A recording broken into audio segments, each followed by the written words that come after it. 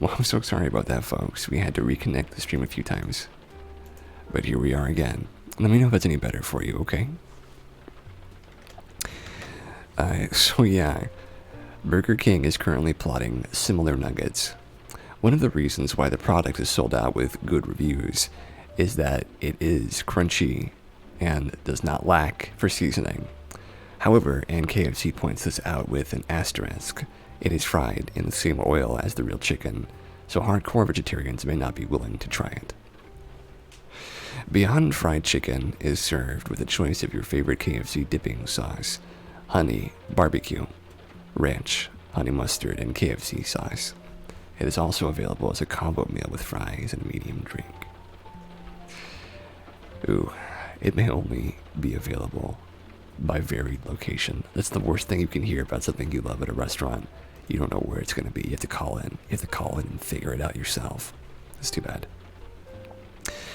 Well, this is a good one, though. This is actually one that I really am glad to be reading. New Illinois law allows women to get birth control pills from a pharmacist without a doctor involved. This is great. A new law passed on at the 1st of January provides easier access to birth control in Illinois, with women able to quickly complete screenings from new trained pharmacists and walk out with self-administered contraception the same day. The law provides for birth control pills, vaginal rings, and skin patches, which were previously available only with a prescription from a physician. The purpose behind legislation is to cut back on unplanned pregnancies, which one state newspaper claims is 31% of all pregnancies in the state, but also to give women cheaper methods to prevent a myriad of health complications of everything from greater than normal menstrual pain to osteoporosis and ovarian cancer. There are a lot of things that pharmacists are capable of doing that we're not allowed to do. Audrey Butler, a pharmacist at Alwyn Pharmacy, tells Chicago Magazine, pharmacists have specialized training in all drugs. We're drug experts, but we're not seen as providers. As with reduced presence of proper grocery stores leading to some disadvantaged communities living in food deserts, those far from the necessary physicians can live in contraceptive deserts, whereas pharmacies are much more commonplace. The new legislation certainly makes Illinois one of the most liberal states in terms of access to birth control, as not only can one now receive a health screening in a private room at a pharmacy, but there's no age restrictions on its access. That seems super important. Oh, well, howdy there, Rosemary. Are you Moss by chance? Are you Moss? I'm not sure if you're Moss or not, but if you're Moss, you can let me know. Oh, also let me know if I'm cutting out for you guys or not. Well, thank you. Welcome back to you too. No, you're Rain. Oh, okay. That makes sense. My brain is not functioning on that level right now. You have to forgive me. But I'm glad you guys are here.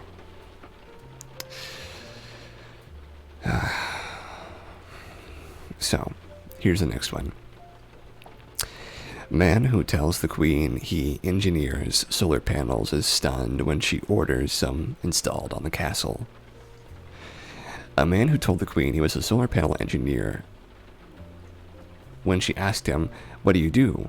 was stunned when later she got in touch and paid him to install some on Balmoral Castle. Businessman George Gouchemit met the Queen at an event and had a quick 20-second conversation with her. She asked the 80-year-old what he did, and he replied that he made solar panels. The managing director at AES Solar recalls, as she walked away, she turned around and said, "Maybe I should have some solar panels at Balmoral." Oh my gosh, imagine a thing to hear. He was shocked when he was later commissioned to install panels at Balmoral. George was attending a function on the Isles of Scilly, to celebrate the success of his daughter's business, Little Island Chocolate. George, who recently received a Lifetime Achievement Award at the Solar and Storage Awards, then wrote to the royals as a follow-up. They later replied, and he was asked to carry out the work.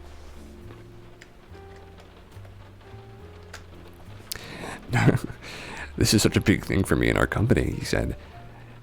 He and his team soon carried out a survey and put the panels on a large estate house on the property of in Royal Deeside, Aberdeenshire, in the heart of the Scottish Highlands. Oh my gosh. George of Forres, Scotland, whose goal is to get as much renewable energy into the world as possible, says there's now even discussions of installing them at Buckingham Palace. This guy is a hero to me. He got the Queen to put on solar panels. It all came to a halt when unfortunate things happened in the news, but hopefully this will be something to discuss in the future now that we've already worked with the royal family. And here's the next one, guys. This is a good one. I'm going to put this one up on the screen for you. Get to use window capture too every now and again. And let's see. Here we go.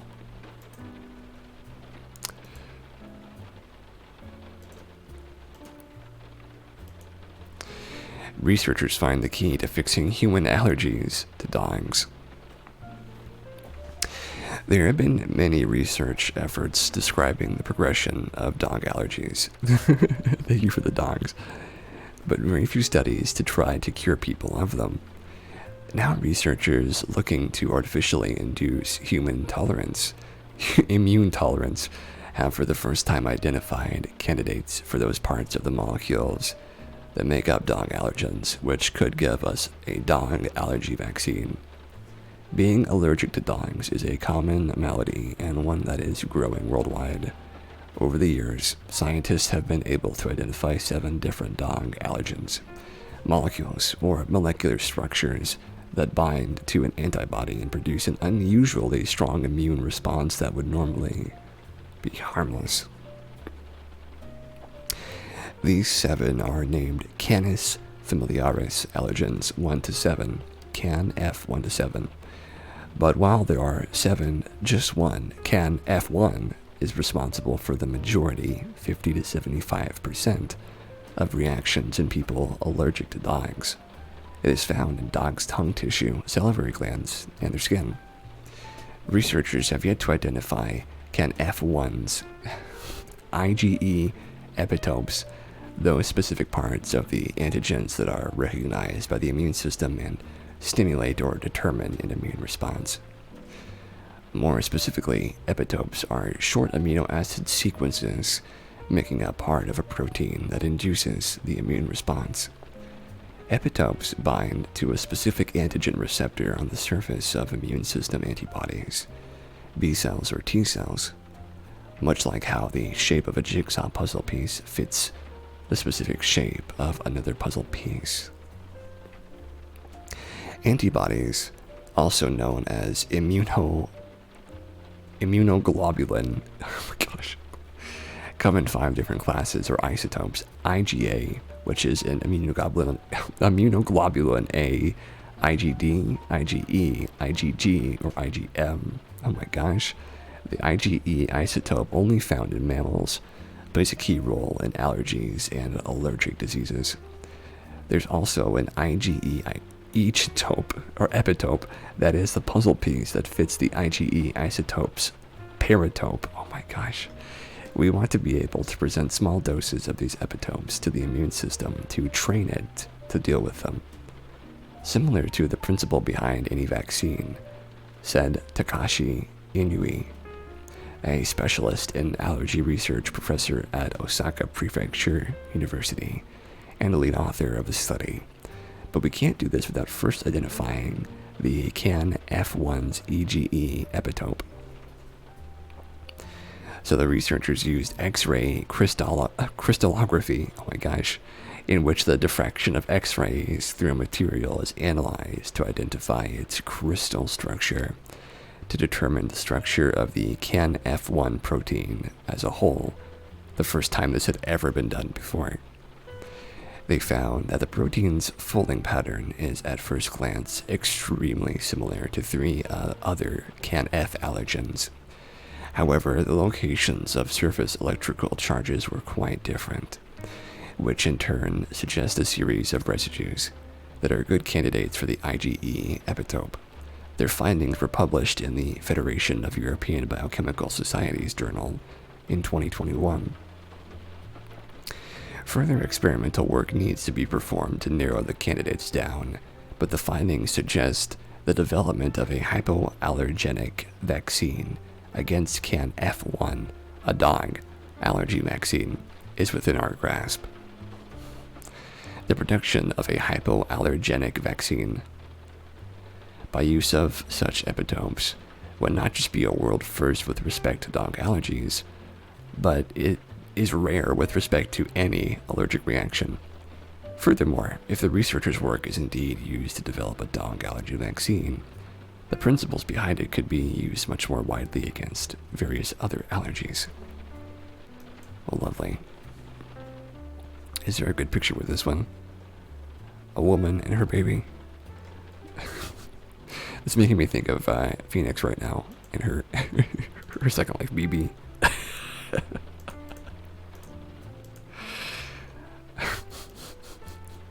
It's making me think of that though. Most parents say they develop superpowers after having a baby, according to a new poll.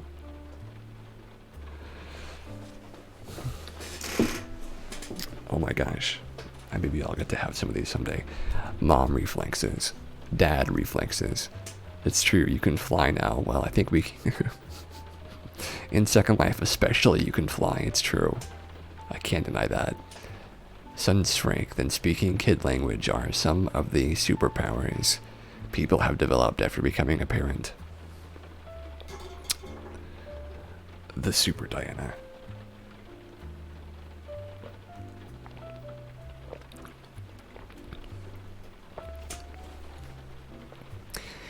And they wouldn't have it any other way, according to a new poll which found that more than 4 in 5 Americans say becoming a parent is the most rewarding thing they've ever done. The other one, I don't really know anything about, to be honest with you, but the survey of 2,000 parents who have children aged 6 or younger also revealed that 3 in 5 parents learn what dad-mom reflexes are within the first 2 months of parenthood. 63% said they found the ability to understand kid language, and 53% of all parents formed super strength. That's funny. In a dynamic duo, the mother was the most likely to develop eyes in the back of her head. This is making me think of Malcolm in the Middle, with 53% of women unlocking this ability compared to only 42% of men. Well, you know. Men only have 2 eyes, unfortunately, not 4. The survey conducted by one poll on behalf of Stock also found that 43% of respondents believe that becoming a role model was the biggest challenge and change that they had to adopt after becoming a parent. For instance, not eating so many sweets yourself after preaching to your kids. When it comes to the baby's development and their important milestones, more than 2/3 of parents, 67%, said that learning how to walk was the most rewarding for their child and themselves. 7 in 10 respondents, 71%, said the little things are the best parts of becoming a parent. Kisses, hugs, and jokes are what truly matter, and they soothe and adjust to a new parenting lifestyle.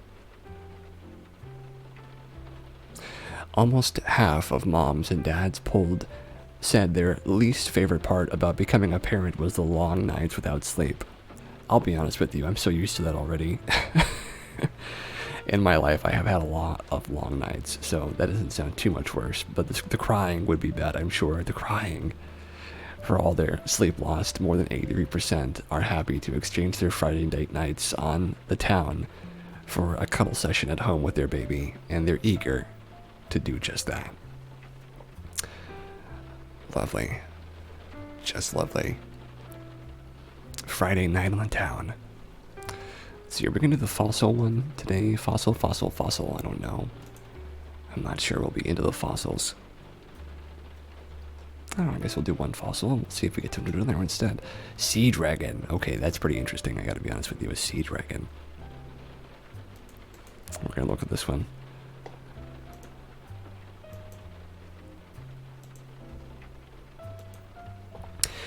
One of the largest sea dragon fossils ever found in Britain is unearthed as a complete ichthyosaur. You don't usually find complete fossils in like, any part of the world, let alone just hanging out somewhere. So it's pretty great to find a complete fossil of anything, basically. A fossil of a giant sea reptile found in England is being called the greatest find in the history of British paleontology. That's a big freaking fish. A complete ichthyosaur skeleton from tooth to tail was discovered in the mud of a lagoon in Rutland Water Nature Reserve. It's in such pristine condition that it looks as if it could have died recently. That's not a pleasant thing for me to read. And nearly 30 feet long with a 7-foot skull. My gosh. It's the biggest and most complete skeleton of its kind found to date in the UK, and it's also thought to be the first ichthyosaur of its species. Oh my gosh, this word, Temnodontosaurus trigonodon, found in the country. The discovery recently made headlines after the broadcast of a BBC Two special called Digging for Britain. During a routine draining of the lagoon in the Rutland Water Nature Reserve in February 2021, Conservation Manager Joe Davis noticed what appeared like a set of clay pipes while he was walking across the exposed mud slabs. Oh my gosh. Huh, those pipes? No, it's just a giant sea dragon. My mistake.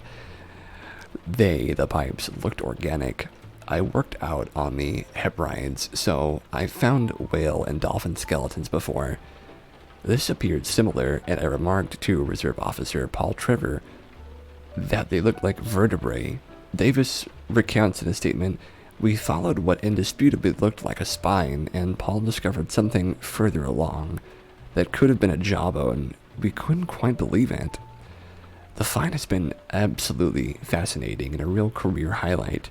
It's great to learn so much from the discovery and to think that this amazing creature was once swimming in the seas above us. Oh lord. It's so big though. Ichthyosaurs first appeared around 250 million years ago and went extinct 90 million years ago. They were an extraordinary group of marine reptiles that varied in size from 1 to more than 25 meters in length. Ooh, my gosh. And resembled dolphins in general body shape. You won't see me looking these things up anytime soon. Anglian Water, a water management company that owns the reserve and co-runs it with the Rutland Wildlife Trust, says it wants to secure heritage funding, which would ensure the precious treasure could remain in Rutland, where its legacy can be shared with the community and visitors. Weighing more than a ton. Just the skeleton weighs more than a ton, my gosh. They're too big. National Geographic reporting on the find claims that this particular species was the largest marine carnivore on the planet during the early Jurassic period. They could get even bigger than the Rutland ichthyosaur as well, which was found with several ichthyosaur teeth next to the part of the tail where it had been pulled out, suggesting a bigger specimen had been scavenging on the carcass. Oh my gosh, this is not a good time to have a problem with sea serpents, like I do. It's okay though. Weighing more than a ton, the fossil had to be wrapped in plastic with wood splints. You don't want to interrupt, but you're heading to bed and want to wish me a good night. You really like these streams and what you had going on here. Have a good night. You too, Phoenix. You have a lovely night, okay? And come and visit the YouTube channel to see the VODs if you'd like to. It's just named Cassius Mishma. You sleep tight, okay? And take care. Good. Glad to hear it. Despite the many ichthyosaur fossils found in Britain, thank you. It is remarkable to think that the Rutland ichthyosaur is the largest skeleton ever found in the UK, said Dr. Dean Lomax, a paleontologist and renowned expert in the species. It is a truly unprecedented discovery and one of the greatest finds in British paleontological history.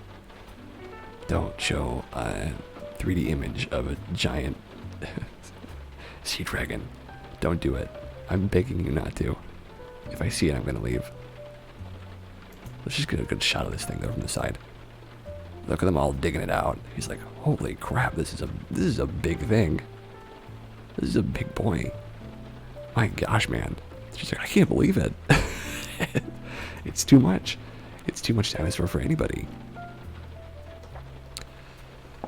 Oh, this is what I was looking forward to, actually. A cat reunited with family after it got stuck in the armchair they donated to a thrift store. Holy moly. I know, right? I know. The family were having a clear out of old furniture while preparing to move out of their home in Denver, Colorado. They donated an old recliner to a local charity shop, but little did they know that Ginger Cat Montecula had tucked itself away in the mechanism. Employees from the shop discovered him meowing and called Denver Animal Shelter to come and pick him up on New Year's Eve. Officer Jenna Humphreys scanned 4-year-old Montecula, but unfortunately his microchip hadn't been updated, so remained at the shop hoping his family would return. Fortunately, the family quickly noticed their kitty was missing and called the store to see if he'd hitched a ride in the armchair. Just a few hours later, a grumpy Montecula was reunited with his family at their home. Officer Humphreys said the owners were crying with joy to have their cat returned. Montecula appeared relieved to be home.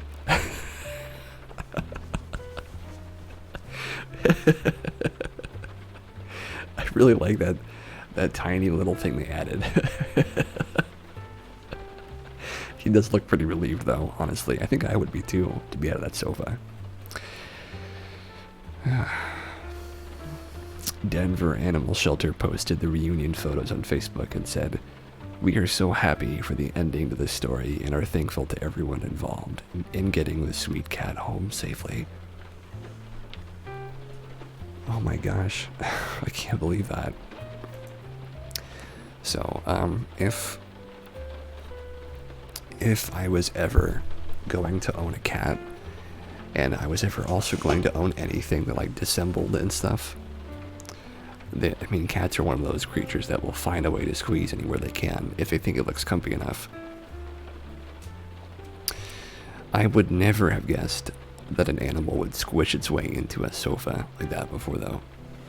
Like a lazy boy. And just be hitting it, like just be hanging out in there, and then like you open up the mechanism and it's like, because it's like, it doesn't know where it is. It's like, oh my gosh, there's a cat in there. And gosh, what a story. I'm the guy who found the cat in the sofa. It's pretty good. So here's the next one. Mysterious purple coating found on Mars rocks in every direction. It's a little bit of a long one, isn't it? Oh, no, it's not. A presentation on data gathered from the Perseverance rover is trying to explain the ubiquitous coatings of unknown dark gray, almost purple material on Martian rocks. Having been observed everywhere the rover has trundled, more details on the coating's composition could come with clues about Mars' past, including whether it hosted microbial life.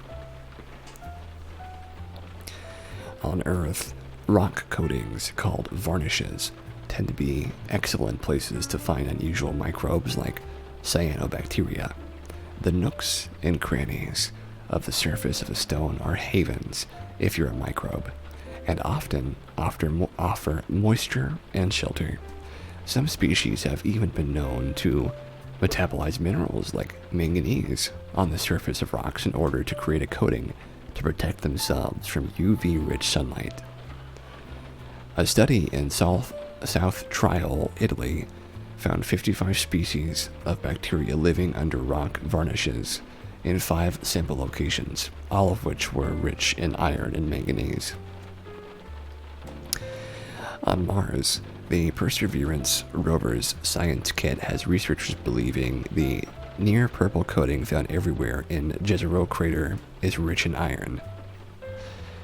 The rover's laser breakdown induced spectroscopy tool blasts rock with laser beams until bits of it explode. This is a crazy sounding thing.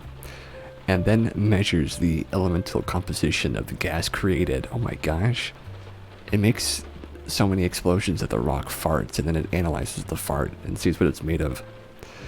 Microphones can also measure the clack sound of the rocks when they fart, with softer sounds indicating softer rock. While this tool didn't detect any manganese in the Jezero samples, other samples taken in Gale Crater with a similar tool aboard the Curiosity rover did, findings which were also published as an investigation into rock coatings. The samples which Perseverance took auditorily pointed to the coating being separate from the rocks below, and the spectroscopy found iron oxides and hydrogen, in other words, rust.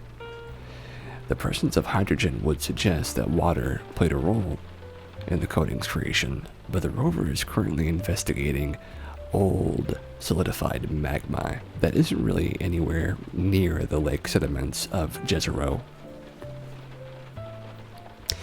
It's a mystery that requires more investigation, and maybe before the end of the mission, Perseverance will come across varnishes with both iron and manganese, like the Italian ones.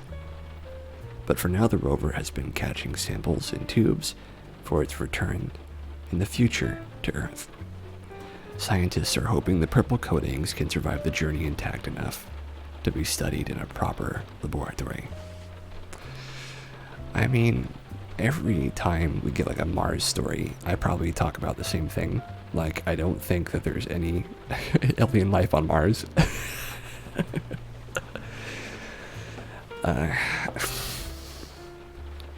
I do think it's funny that I go back to it over and over again. But I really don't think there's any alien life on Mars. There's this crazy Doctor Who episode where, like, the water in Mars has aliens in it and they make you go evil. But, like, I'm just like, I don't know. I think maybe there's a little bit of bugs and like somewhere in like the hollow Mars or whatever, but I don't feel like we're gonna find much, to be honest with you. I think we're gonna find maybe a couple of frozen little bacteriums, but that's it. I feel like probably, here I go talking about aliens. I don't talk about aliens very much because I find the subject a little bit pointless to get super in-depth in. I don't really feel like there are aliens nearby us. You used to believe in them, but it feels fictional now. I agree, it does have a lot of fictional feelings to it. There's this other podcast I watch, which is a very different vibe than this one. So if you watch it, I suggest that you make sure that you know what kind of show it is before you get too deep into it. Called the Chilluminati podcast. You know, shout out to you guys over there. I really like their podcast, but the host, Mathis Games, who I do think highly of, is super into aliens, and him and I believe his name is Alex Fasciane, they constantly are hoping, right, for disclosure, which I guess disclosure is the term used to speak about like the government telling us the truth about the aliens. I just don't think there is any. I think just there isn't that much to say is the problem. I mean, it'd be great if, you know, we could learn the government and the aliens were working together, but I don't believe that myself. Furthermore, I don't think that this world is interesting in that way.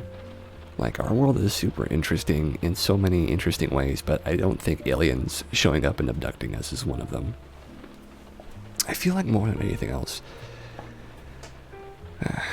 not at all. Yeah, I know what you mean. I feel like maybe we're the timeline or whatever of Earth that just comes up with like really interesting things and it's super boring. And you know, it's just super mundane. I'm fine with living on mundane Earth though. I don't really want any crazy like kaijins or like giant monsters or alien invasions. Like I'm fine just being like super boring, you know. Get a boring president, just make boring improvements. That's fine with me. I don't want to have to join the alien uprising. It's cliche. Yeah, it is cliche. It's cliche. But you know, they really want there to be like a huge outpouring of information that was like hidden from everybody for so long. And I respect that they want that because, I mean, you know, they have gone down the rabbit hole in ways that make them think that it's out there, which maybe it is, but for me, I am just a small-time Twitch streamer who doesn't want to bite off more than he can chew and just wants to help people chill out. So if there are aliens, either they will show up or they won't. And until they do, I'm just going to assume they won't. So let's get back to it. Anyway, enough about aliens for now.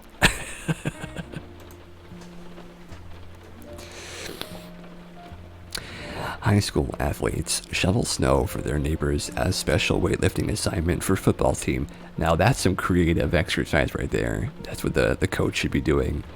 Dude, if I was the coach of a football team, I would make my football players just do stuff around town, like as community service to get muscles. Like carry all these bags across town and only make 2 stops for this old lady, and then that's your exercise for the day. Like I would be like the most Rocky Balboa coach of all time.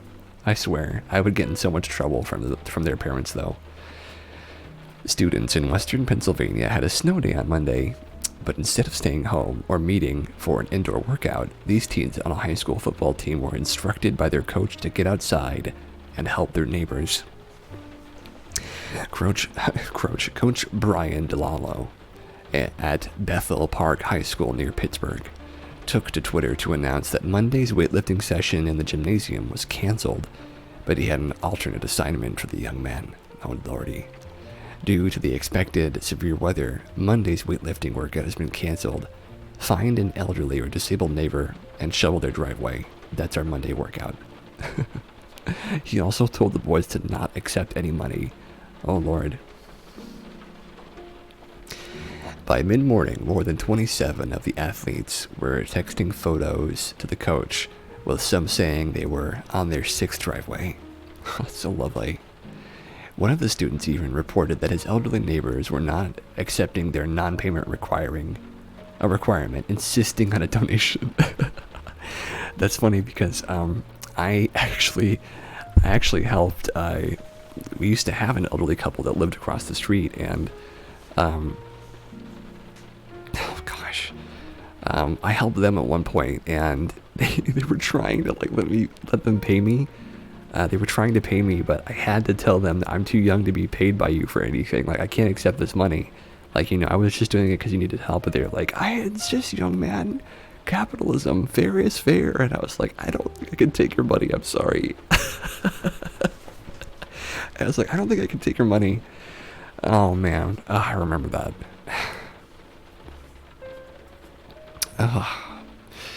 I know what it was. Their car was stuck and they needed someone to shovel out the snow. That reminds me so, oh my gosh, that's such a memory. What a memory. What better workout than shoveling driveways, said Braden Del Duca, a junior on the team who went from house to house offering their services with teammate Colton Pfeiffer. It's just nice getting out here and helping the community, just helping out others that need help, Pfeiffer told WTAE TV News in Pittsburgh. We'd love to do it for everybody that we can, echoed Del Duca. Let's look at these boys doing their thing. Go get 'em, boys. You shovel that snow. You show it who's boss. Gosh, I'd be such a good coach. I might be a terrible coach, but I'd be a great coach. I'll say that much. It feels awkward to me to accept cash from other people. Also, when they're like old and are like in need of your help, regardless of if you pay them or not, or if they pay you or not, and also like, you really just want to like, you know, let it be known that this isn't something you want the money for. You just want to have helped them. But, you know, if they're like super boomers, then they might like really be like, you know, I live in the boomer economy. You get paid for what you do. You know, that sort of thing. They might be like that. And if they're like that, then I don't know if you can talk them out of that. Because some people are super into their old school ways, I suppose. But hey, you know, fair is fair. What can you say?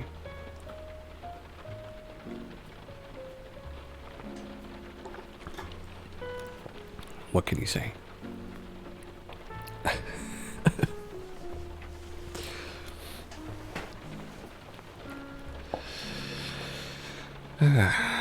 Hey, look at this cool dude. He's got like a nice, he's got a nice hair going on there. Reminds me of my brother. Football team shovels snow. You know that coach and that team got some good. They got some good PR from this. Also, it's probably a heck of a workout to shovel snow all day. I bet you anything Rocky would have done that. Oh, this is a good one. Okay, so I've actually seen this one in a different news story. Diego Rivera's dream of a city of arts in Mexico turns to a reality 80 years later. This is lovely. Diego Rivera created many masterpieces, but he envisioned a magnum opus that never came to be in his lifetime. A city of art, where Mexican practitioners of all ages and disciplines could come to study, showcase, and celebrate the art of their diverse cultural heritage. Frida Kahlo's husband and mentor, Rivera, is famous for his use of cubism in large public murals, like the History of Mexico, the Allegory of California, and The Man at the Crossroads, commissioned by the Rockefellers. But it was after a long and storied career, that he bought land in a suburb of Mexico to build his utopian city of art.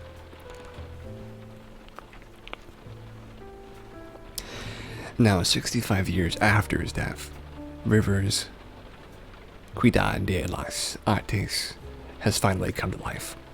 A 64,000 square foot complex south of the capital, the City of Arts centers around an Aztec temple-inspired museum built of volcanic rock from Xitle volcano, which erupted in 400 BC, in which Rivera's personal collection of more than 50,000 pre-Hispanic artifacts were housed. Oh my gosh.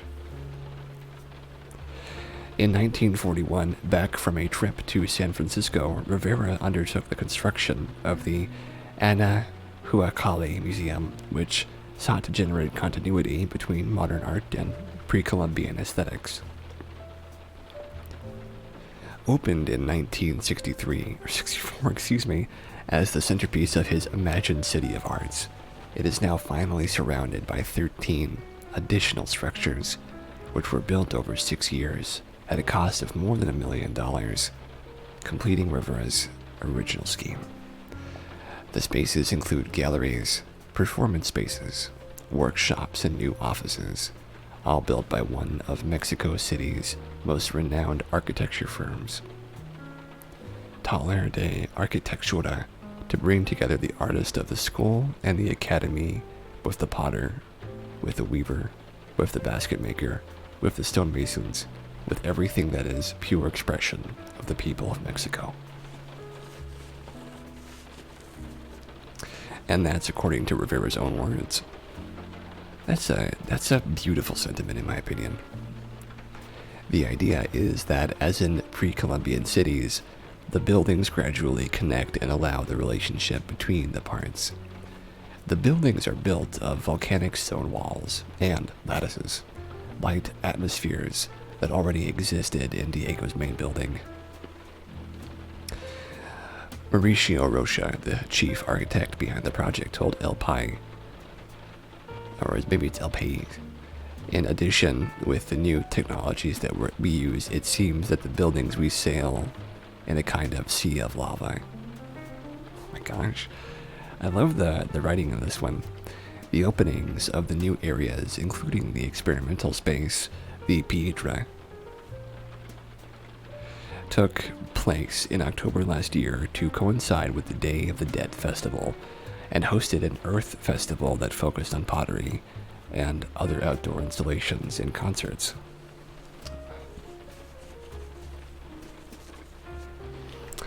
My nose suddenly became very itchy during the middle of that story. I've never actually seen a Day of the Dead festival before. In person, I mean. It's kind of a cool idea. A pupper going through one of those scan tubes. A scan tube. Dogs can differentiate between languages, study finds. Dog brains can detect speech and show activity patterns to familiar and unfamiliar languages, according to a new brain imaging study. This is the first demonstration that a non-human brain can differentiate between two different languages. Some years ago, I moved to Mexico. Oh, gosh, my nose. From Mexico to Hungary to join the neuroethology of Communication Lab at the Department of Ethology, ETVOS, Lorand University for my postdoctoral research. Oh lordy, my dog, Kun Kun, came with me. Before, I had only talked to him in Spanish, so I was wondering whether Kun Kun noticed that people in Budapest spoke a different language, Hungarian, says Laura V. Kuya, first author of a study. We know that people, even pre-verbal human infants, notice the difference, but maybe dogs do not bother. After all, we never draw our dog's attention to how a specific language sounds. We designed a brain imaging study to find this out. Kun Kun and 17 other dogs were trained to lay motionless in a brain scanner, where we played them speech excerpts of The Little Prince in Spanish and Hungarian. All dogs had heard only one of the two languages from their owners, so this way we could compare a highly familiar language to a completely unfamiliar one. We also played dogs scrambled versions of these excerpts which sound completely unnatural to test whether they detect the difference between speech and non-speech at all. When comparing brain responses to speech and non-speech, researchers found distinct activity patterns in dogs' primary auditory cortex. This distinction was there independently from whether the stimuli originated from the familiar or the unfamiliar language. There was, however, no evidence that dog brains would have a neural preference for speech over non-speech. Dog brains, like human brains, can distinguish between speech and non-speech, but the mechanism underlying this speech detection ability may be different from speech sensitivity in humans. Whereas human brains are specially tuned to speech, dog brains may simply detect the naturalness of the sound, explains Raul Hernandez Perez, co-author of the study. In addition to speech detection, dog brains could also distinguish between Spanish and Hungarian. These language-specific activity patterns were found in another brain region, the secondary auditory cortex. Interestingly, the older the dog was, the better their brain distinguished between the familiar and the unfamiliar language. Each language is characterized by a variety of auditory regularities. Our findings suggest that during their lives with humans, dogs pick up on the auditory regularities of the language they are exposed to, says Hernandez Perez. This study showed, for the first time, that a non-human brain can distinguish between two languages. It is exciting because it reveals that the capacity to learn about the regularities of a language is not uniquely human. Still, we do not know whether this capacity is dogs' specialty or general among non-human species. Indeed, it is possible that the brain changes from the tens of thousands of years that dogs have been living with humans have made them better language listeners. But this is not necessarily the case. Future studies will have to find this out, say Attila Andix. senior author of the study. Having the first name Attila, wow, that sounds really bold to have the name Attila. I know it's not, but you know. And if you wonder how Kun Kun is doing after moving to Budapest, he lives just as happily as he lived in Mexico City. He saw snow for the first time and he loved swimming in the Danube. We hope that he and his friends will continue to help us uncover the evolution of speech perception, says Kuya. Let's see the video. Let's see what video they've got for us. This is a weird, like, 2008, 2009 video so far.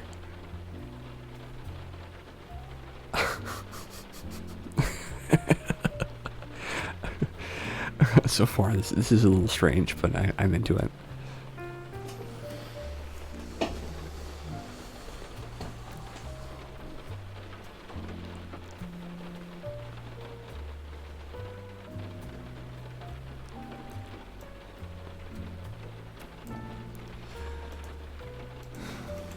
For sure, though. I think that for people that are interested in what that means to like listen and hear different languages, which to me it sounds a little crazy as well, because like when you hear a language you just obviously know someone's speaking to you. I don't know if an animal would actually have that distinction like anything other than a dog or a cat, because like when you talk to a cat or a dog, usually they kind of look at you as if waiting for you to do something, but an animal, besides that, I'm not sure that they know that there's a difference between me saying, like, hey, or just barking at them. I'm not sure they know. And we'll find out, though. I hope we learn more about that. New method for treating Alzheimer's disease developed by researchers. Researchers in Oslo have developed an artificial intelligence method to help them identify potential new medicines for Alzheimer's. The new medicine seems to be more precise. No side effects were documented during tests with worms and mice. That rhymed for some reason. One of the causes of Alzheimer's disease is the degeneration and loss of nerve cells in the brain as we age. A cell is like a finely tuned machinery. The cell needs energy to perform its tasks. The energy comes from energy factories called mitochondria. In young, healthy cells, old or damaged mitochondria are removed from the cell in a process called mitophagy. The research group found that when we get older, we have more broken mitochondria, and the cells will not be able to remove all of them anymore. An accumulation of broken mitochondria clogs the cell's ordinary processes, and eventually the cell will die. Cells need the energy generated by the mitochondria to clear this garbage, just like a machine will stop working if it's not maintained, says Associate Professor Evandro F. Fang, the leader of the research group. The new method for treating Alzheimer's disease is a potential described by Fang's group in a new study. We may be able to reduce or stop the progress of the disease with the patient. We can do this by increasing the cell's ability to self-clean, Fang says. Look at this crazy image. Holy moly, there's a lot going on here.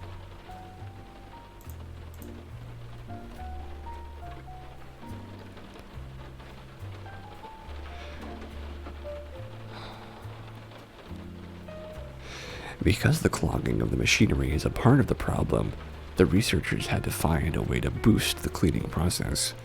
They looked into the use of so-called mitophagy inducers. The idea was to find a way to increase the level of waste. Fade-wow management in the patient's brain cells. We can compare this to hiring extra personnel to clear a cleaning backlog in a factory, Fang explains. Fang's group described how it may be possible, that's wow, yeah, I agree, to stimulate the cell's own self-cleansing systems in 2019.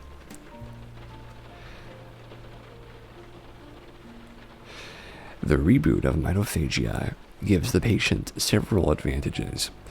It will increase the clearance of brain cell garbage, and the cleaning process will be more effective in itself. It's alright. It may also increase the cleaning in other organs, not only the brain, by turning up the mitophagy. We may also be able... Oh, hello, Chia. Thank you for your nom and your heart. We may also be able to increase the quality of other organs, like their heart and muscle. A stronger body is important to reduce the effects of the disease, Fig notes. It takes a lot of time and effort to develop a new drug, and it is a very expensive process. The researchers wanted to find substances that may induce the cleaning process. They used AI to search for substances similar to known mitophagy inducers. The computer program browsed through a large catalog of substances and identified 2 candidates. Here we go. Repontiginin and camphorol. They used mice and nematodes, a type of worm. The worm with Alzheimer's. Gosh, that's like a child's book almost. To document whether use of these substances on their nerve cells inhibited memory loss. Fang and his colleagues have filed a patent on repontiginin for the treatment of Alzheimer's disease. They are now working on describing both how repontiginin and camphorol may help us delay the progress of memory loss, and how it may help us reduce disease progression when it has occurred. In addition, they are also going to describe the in-depth molecular mechanisms that help camphorol and repontiginin to induce mitophagy. The compounds have not been tested in humans yet, so much still remains to be done. And thank you for your potato, Chia. We are now using AI to propose small structural modifications to these candidate compounds. We want to make them safer and more efficient for treating Alzheimer's. The study has been published in Nature Biomedical Engineering. Well, lovely. We're actually almost finished with our good news for today, so we might have a little bit more of the backlog we can look into, maybe. Maybe, we'll see.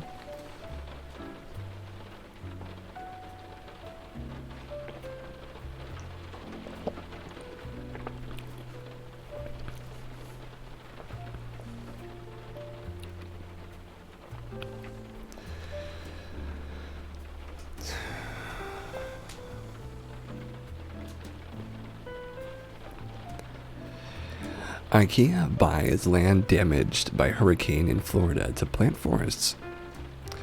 Inca Group, the owners of the IKEA furniture chain, just bought 3,200 acres of forest in Florida that had been destroyed by a hurricane in order to restore it with longleaf pine.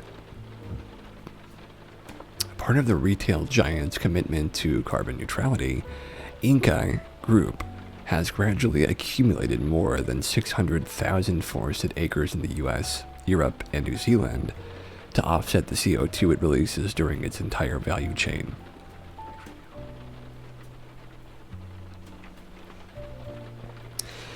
The new forests will support increased biodiversity, help ensure sustainable timber production from responsibly managed forests, and recover land damaged by Hurricane Michael in October 2018, Inca Group stated. The afforestation business is a long-term investment that consolidates our business while also positively impacting the climate through the absorption of CO2 during the forest's growth. If Inca can keep the forests healthy and alive in 40 years, then they'll pull out carbon from the air equal to a certain percentage of the carbon placed into the atmosphere by IKEA's operations, while providing a valuable habitat to vulnerable species like the red cockaded woodpecker. What a name. Gopher tortoise, pine snakes, and dusky gopher frogs. These are very interesting sounding names. GNN reported in 2021 that IKEA bought 11,000 acres in Georgia to stop it from being clear-cut and developed. In that instance, Inca teamed up with the Conservation Fund to create working forests that are harvested and regenerated sustainably, to save the cost of managing them while also being placed along important biodiversity corridors, or to stop habitat fragmentation. Forest stewardship is just one way that the world's largest furniture outlet is trying to become a carbon neutral company. They recently announced they would be buying used IKEA furniture from customers for resale, while electric vans and less carbon emitting materials are used in both packaging and product. Well, lovely.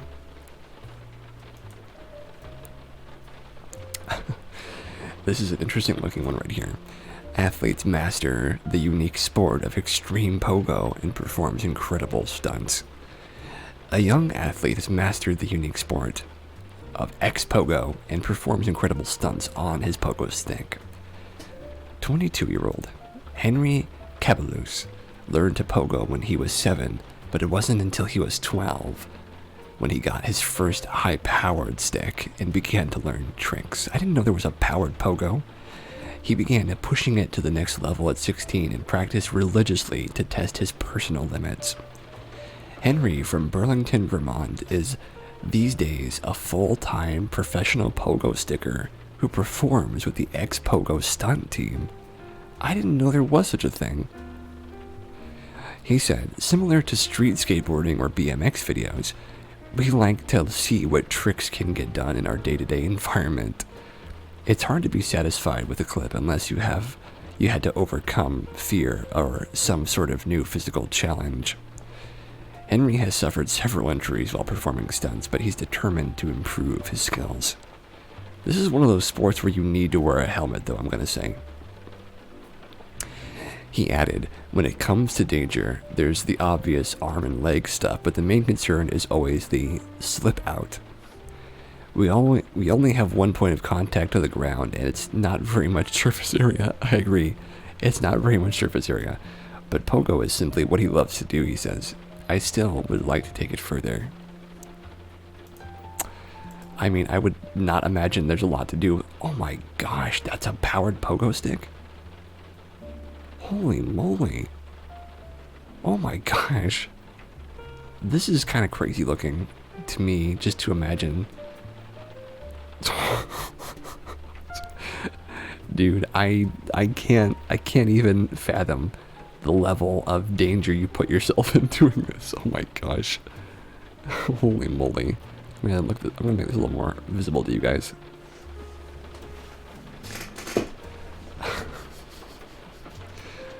I find this video to be, it gives me a lot of feelings. It gives me a lot of feelings, I'll be honest with you. Not all of them good. Some of them good, though.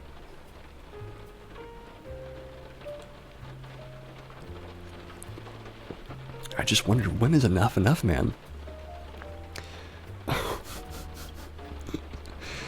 mean, okay, so, Rain, did you even know there was such a thing as a powered pogo stick? Was that something that you knew about? Because I had no idea. I'm afraid for him. Yeah, I'm afraid for him too. I'll be honest. Oh my gosh, it's the backflips. They're really getting me right now. I'm pretty nervous seeing those backflips. Oh no, the behind the back. That's too much for me. That's too much for me. I'm not a behind the back kind of pogo guy.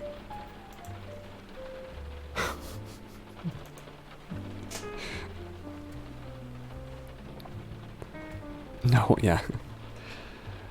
Alien-like sculptures sliced by ice and winds on Lake Michigan Beach. Huh. This is a very visual one. I'll look at this. This will be cool for you guys.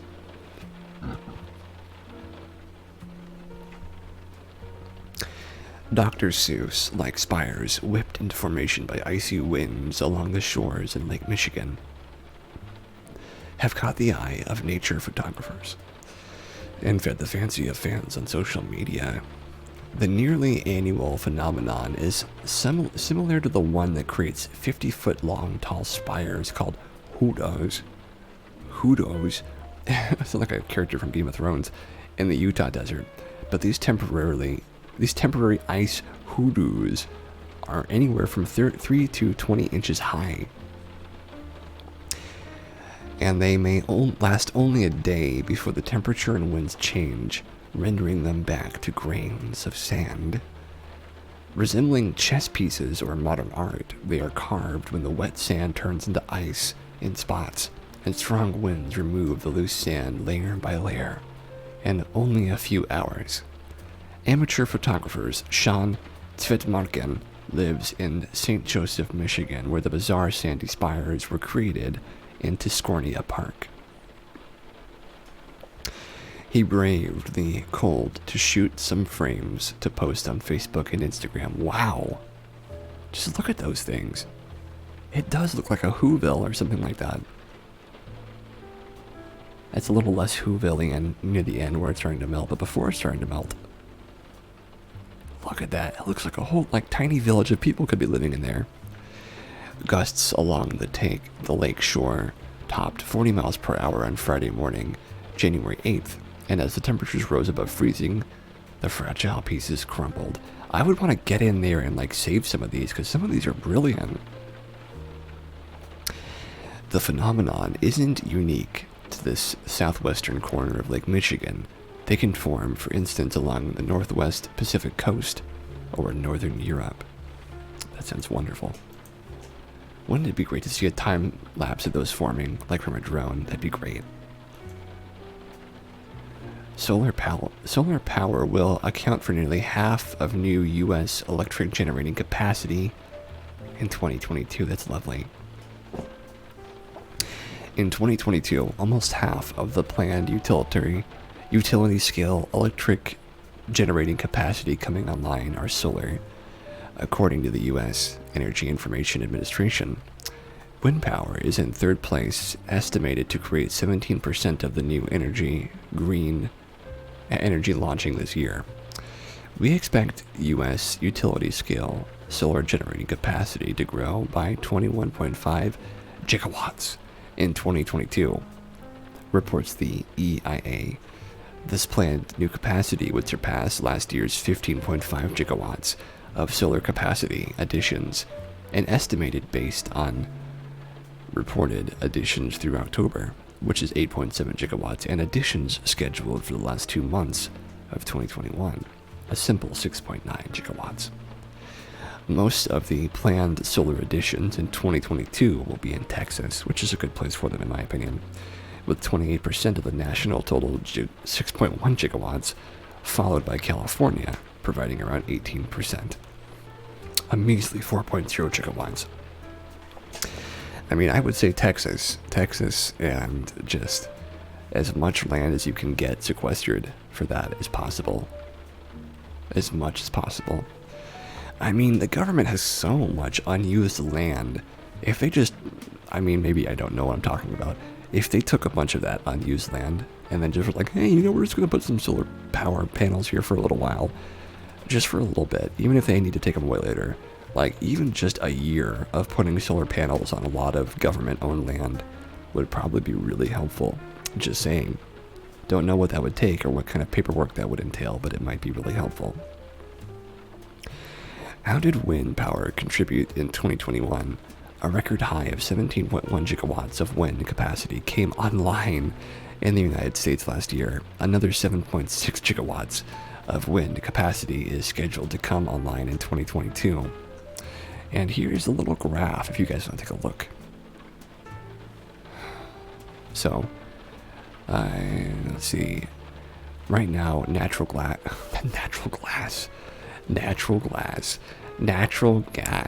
is the one that my state is powered on. But in December, it was much smaller. Oh, excuse me, it's the other way around. This December of 2022 is planned to be the big solar switchover day. 5% nuclear. Yeah, we're stepping away from nuclear for now, which is probably good. It's probably for the best. Nuclear, I don't think we're quite ready for just doing straight nuclear wind. I think going to fission is more acceptable than doing nuclear wind. Doesn't require an actual radioactive power plant, the Springfield power plant. About half of the planned 2022 wind capacity additions are located also in Texas. The 999 MW Megawatt Traverse Wind Energy Center in Oklahoma, the largest wind project expected to come online in 2022, is scheduled to begin commercial operations in April. That's lovely. Regarding the all-important battery storage needs for renewables, the administration expects U.S. utility-scale battery storage capacity to grow by 84%, which is 5.1 gigawatts this year. Several factors have helped beef up the expansion, including declining costs of battery storage and adding valuable regional transmission organization markets. Developers and power plant owners report planned additions to the EIA for their annual and monthly electric generator surveys. In the annual survey, we ask respondents to provide planned online dates for generators coming online in the next 5 years. And now we are on to our last good news story, which looks like it's going to be my favorite so far, to be honest with you. It's looking real good. So this is a really cool story, in my opinion.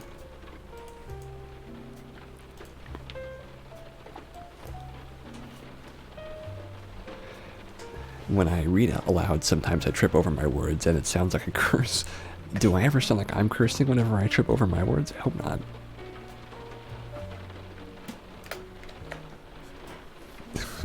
I hope not. It happens to me too, though.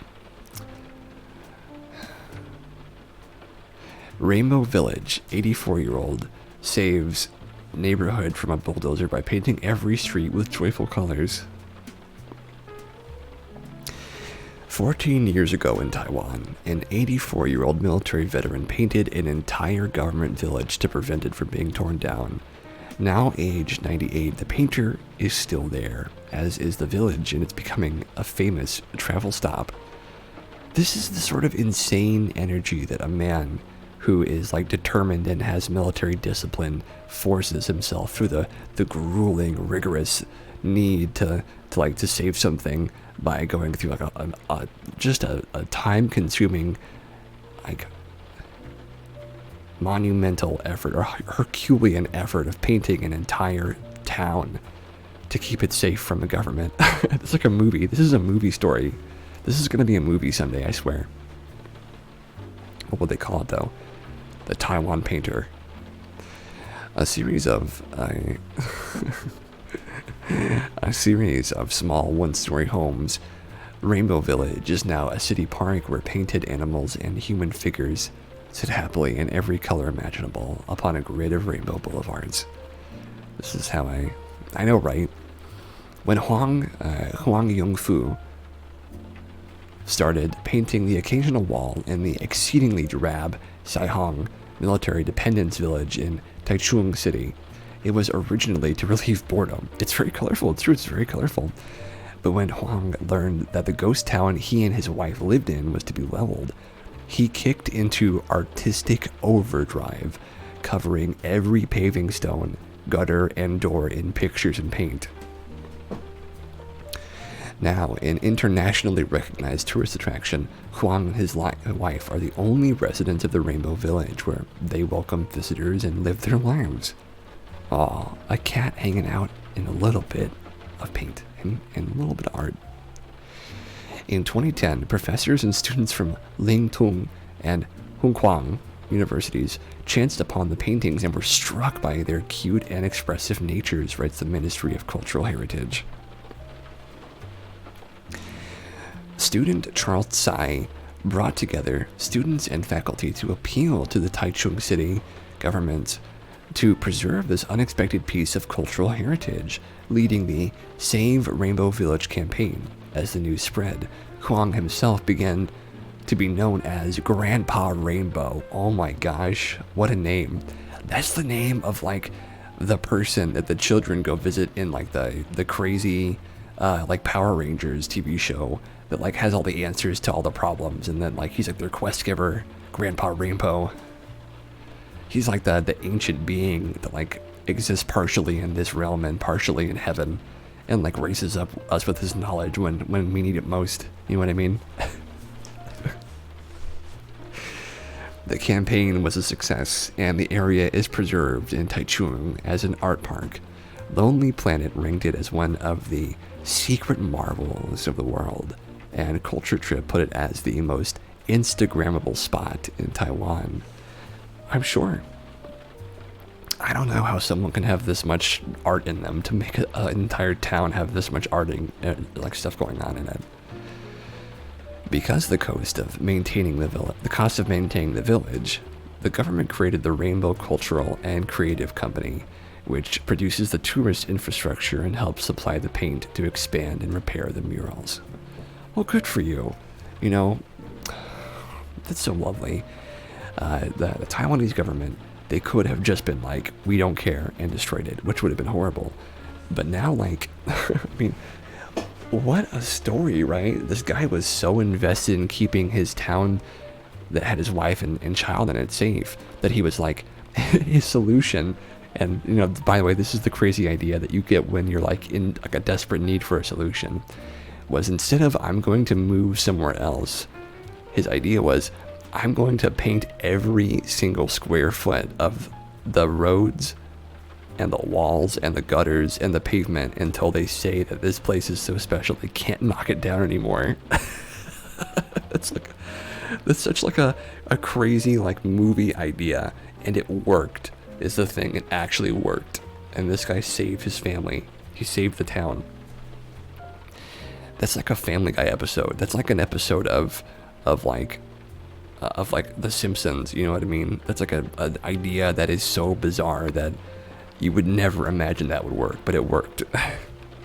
I have to give this guy credit. He's a genius. You know, his idea was so spot on in its effectiveness, but hearing somebody tell you that idea, right? If like a family member was like, oh, they're gonna destroy the town, I know what I have to do. I'm gonna paint it. You know, if someone told you that idea, you'd be like, are you sure? You'd be like, there's no way that's gonna work. But I mean, he managed it. He actually pulled it off. The crazy man pulled it off and won. What a story.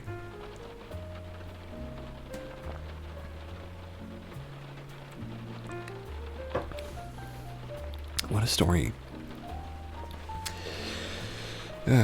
Well, that is it for our good news for the day. Let me see if I have any extras that I've been saving from the other weeks we've been looking at this and looking around. Do I have any saved good news stories? But yes, this is a good one. I really like the idea that somebody's insane vision, right, could actually manifest in such a helpful way. Because honestly, if you told me that kind of, and let's be clear, it is kind of a harebrained scheme, to be honest with you, I'd be too curious to see it out. Yeah, I know what you mean. It's kind of a harebrained scheme, though, like to imagine that would actually work. And it did, though. So good for him. Good for you, my man. Good for you. So we are going to play a little bit of Dwarf for anybody who's curious about our Dwarf romantics. We are going Dwarf, boys. So let us transition over from the lovely and ever graceful background of jazz and a little bit of rain to our beloved Dwarf romantic. Oh, also, I hope that you guys are loving the stream so far. I hope we're having a good old time. It's one that I needed for sure. I know, big old whoop. Thank you. I'm glad to be here streaming for you, though. I'll say that much.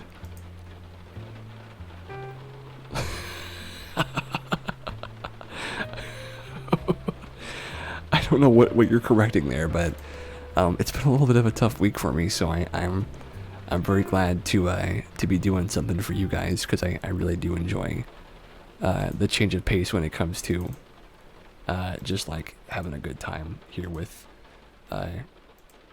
honestly, like, this is the best time of my week is when I get to do these, so I'm very happy when I get to show up and hang out with you guys. It's a real big thing for me. So it's actually something I can't really completely describe. If I'm being honest with you, what does Alt Z do? Let's see. Is this the thing that lets you do the, from supported games using an Ansel, time using post-processing filters. No, I'm fine. I'm gonna do that. It's an interesting idea, though, if nothing else. I'll look at that later. So, I had started a game of Dwarf, but I had decided I was not going to continue playing because I didn't want to keep playing without you guys watching. So, oh, thank you for your doggos. Let me get my thing up. Does this have the chat box? Chat box should be on top, of course. Should always be on top.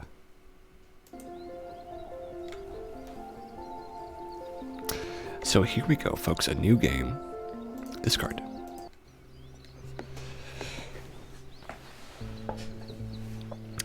Okay, so we've got our regular city. It's like City Hall right here, and this is the the city greenery, and the I don't want to put a road right there. That's so close to like the beginning of the rest of my map. The city forest. And the, oh man, gosh. It's really dangerous to put these things so close together, in my opinion, because you can make sort of like an unusable space because of it. Let's try that and see what that brings us. There we go. There's that one. I want to keep this a little bit separate, though. You know, we'll keep it a little separate. There we go. And then, so what I have found, it can sometimes be a really good idea to separate some of these squares so that you don't get like a buildup of a same square getting too large and then not being able to use it. So we're gonna try that.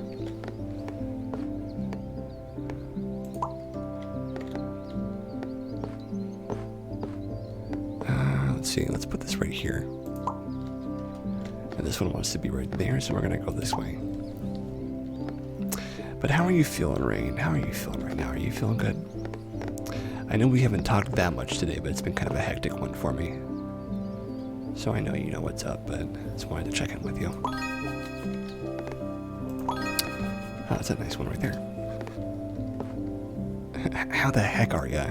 That's what I think someone I used to know would say. That sounds like something I would say. I'm trying to understand. No, I've just been very busy today, so I haven't gotten to talk to you very much is all I'm saying. Nothing specific.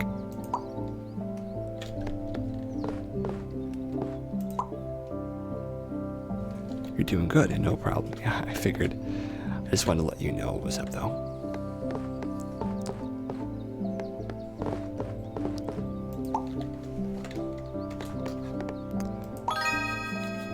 There we go. And then we can do this right there. Look at that. We're doing well. Doing real well, one might say. Doing real well.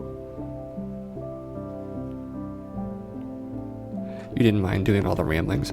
No, rambling doesn't bother me. I ramble enough myself, so I don't really mind other people doing it too. You know, it doesn't bother me. I always appreciate the getting consent to ramble, though. That's always something that I appreciate.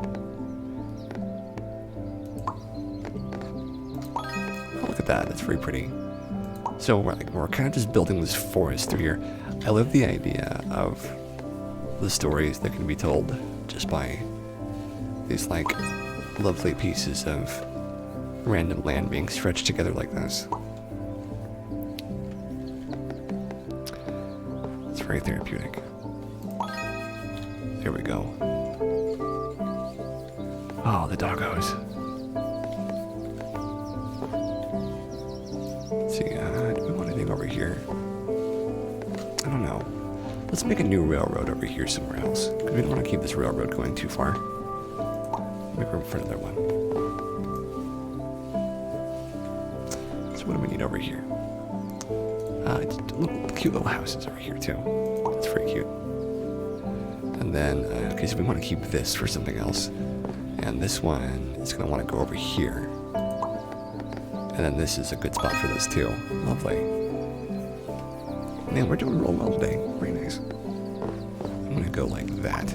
Oh, that's a cool looking river, isn't it? I had the idea that this river just kind of existed here for a while, right? In the shape of like a... What is that the shape of, would you say? It's kind of like a... I have this fascination with Rorschach images, if you know what those are. Not that I think they really do anything, but I think that they're very interesting to look at, and I'm not sure, this is kind of like scratching that same itch a little bit with the way that some of these things look. Did we get a World Wonder yet? No, we haven't gotten a Wonder yet. Okay, cool.